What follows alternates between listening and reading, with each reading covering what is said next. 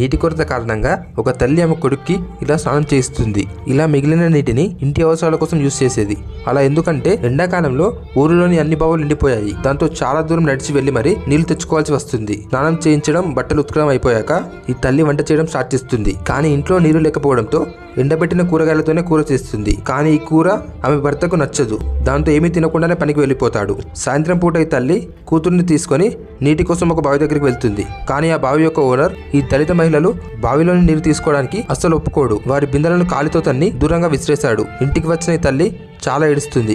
ఈ విషయం తెలిసిన ఈమె భర్తకి ఆ బావి అతను అలా చేయడం ఏమాత్రం నచ్చదు. దాంతో నెక్స్ట్ రోజు తెల్లవారంగానే ఈ భర్త భార్య నుండి మంగళసూత్రాన్ని అడిగి తీసుకుంటాడు. అలా ఎందుకంటే అతని దగ్గర డబ్బులుండవు. ఈ మంగళసూత్రాన్ని తాకట్టు పెట్టి బావి తవ్వడానికి కావాల్సిన వస్తువులు కొంటాడు. తర్వాత బావిని తవ్వడం స్టార్ట్ చేశాడు.